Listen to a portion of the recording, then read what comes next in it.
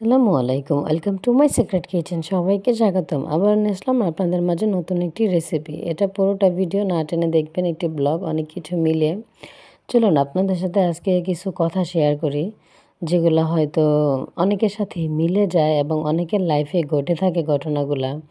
এতদিন পর্যন্ত এই কথাগুলো ফোনে দেখতাম, রিল দেখতাম, ভিডিও দেখতাম, টিকটক দেখতাম, লাইভ দেখতাম, যে আসলে এই ঘটনাগুলো বাস্তব হচ্ছে। কিন্তু যখন নিজের চোখের সামনে ঘটনাগুলো দেখতেছি, ঘটতেছে, আশেপাশে এই ঘটনাগুলো হচ্ছে, আসলে খুবই কষ্টদায়ক এবং অবিশ্বাসজনক আর কি ঘটনাগুলা। তো বলি, আমি আমার নিজের চোখে দেখা মানুষ কিভাবে এতটা সহজে, এত দ্রুত, এত তাড়াতাড়ি একটা মানুষ চেঞ্জ হয়ে যায়, আর এত ভালোবাসা কোথায় হারিয়ে যায়, এটাই আমি বুঝে শেষ করতে পারি না। 16-17 বছরের বিবাহিত জীবন, তার আগেও রিলেশন, তারপরে বড় বড় ছেলে মেয়ে হয়ে যাওয়ার পরও পুরুষ মানুষ কখনোই পাল্টায় না। কোন পুরুষ মানুষ আসলে এক নারীতে মনে হয় আসক্ত থাকতে পারে না। এটাই তার জলযন্ত্র প্রমাণ আমি আবারও আমার নিজের চোখে দেখলাম। এটা যদি না দেখতাম আর এটা যদি আমার সামনে না হইতো, তাহলে হয়তো আমার চোখগুলো অন্ধই থেকে যেত, এইভাবে চোখগুলো খুলতোই না। তো আসলে কিছুদিন আগে এই ঘটনাটা ঘটছে। 16 বছরের সংসার, তার আগেও বিবাহিত জীবন, এত ভালোবাসা, এত স্নিগ্ধতা, এত মায়া, এত টান, এত বছরের কত স্মৃতি, কতই না সুন্দর সুন্দর আনন্দজনক ভালো মুহূর্ত, খারাপ মুহূর্ত একটা লাইফে, একটা জীবনে, একটা সংসারে মানুষের থাকে। কম স্ট্রাগল করে তো মানুষ এতটা বছর পার করে নাই, আর কম কিছু করে তো আর এতটা বছর একসাথে থাকে নাই। ভালোবাসা টান যদি বাবা নাই থাকতো, তাহলে এত বছর টেনে আনার কি দরকার ছিল? চেঞ্জ যেহেতু হবেই, পরিবর্তন যেহেতু হবেই, তাহলে আর আগেই হয়ে যাক না। ছেলে মেয়েদেরকে, বড় বড় ছেলে মেয়েদেরকে কেন কষ্ট দেওয়া হচ্ছে? নিজেদের সংসারটা কেন এইভাবে পরিবারের কাছে, প্রতিবেশীদের কাছে, এলাকার সবার কাছে নিজের ওয়াইফকে কেন এইভাবে ছোট করা হচ্ছে? একটা বারও কি তাদের মায়া হয় না? একটা বারও কি তাদের ভাবনা আসে না? শারীরিক মানসিক এই টর্চারগুলা, সে হয়তো বেঁচে থাকবে, আমার তো মনে হয় মৃত্যুর মতো করে। আসলে এই কথাগুলো যখন শুনি, এমন অমানবিক টর্চার এবং এমন অমানবিক অত্যাচার শারীরিক মানসিক একটা মানুষের করতে পারে, এটা যদি আমি আমার নিজের চোখে না দেখতাম, তাহলে হয়তো কোনোভাবেই বিশ্বাস করতাম না। অন্য একটা মেয়ে সব কিছু জেনে শুনে, একটা মেয়েই না, আমরা মেয়েদের শত্রু।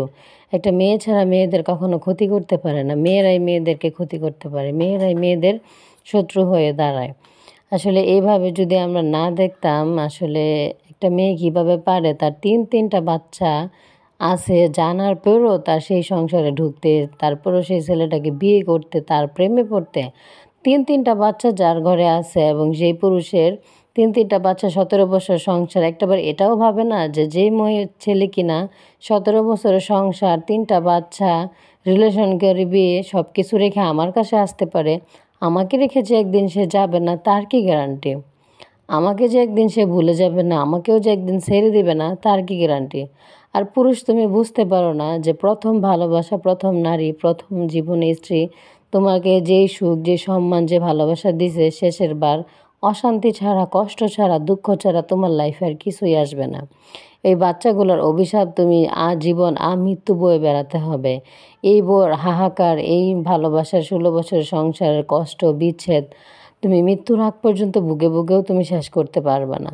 একটাবার চিন্তা করে দেখো যে তুমি একা সুখের জন্য, একা ভালো থাকার জন্য তুমি কত কিছু হারাচ্ছ, কতগুলো মানুষকে কষ্ট দিচ্ছ, এবং সামাজিক, পারিবারিক সব দিক দিয়ে সবাইকে ছোট করছো।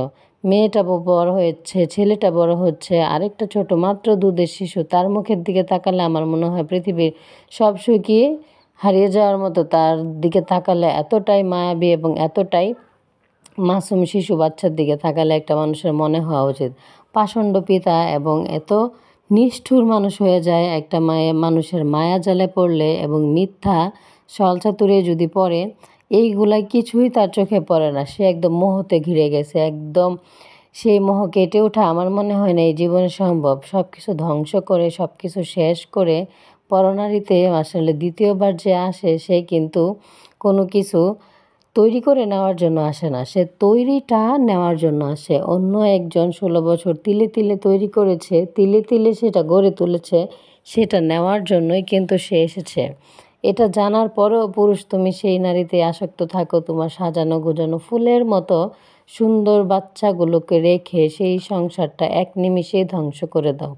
আসলে কখন মানুষ বুঝতে পারবে, কখন একবার হলো মরার কথা চিন্তা করবে এবং ওই দুনিয়ার কথা ভাববে যে তাদেরও তো একটা কষ্ট আছে, তাদের বাচ্চাদের একটা মনের অভিশাপ আছে। তুমি একা সুখী থাকতে পারবে কখনো? কখনোই পারবে না। সবাই ভালো থাকবেন। আসসালামু আলাইকুম। আল্লাহ হাফেজ। ভিডিওটি ভালো লাগলে অবশ্যই শেয়ার করে দিবেন।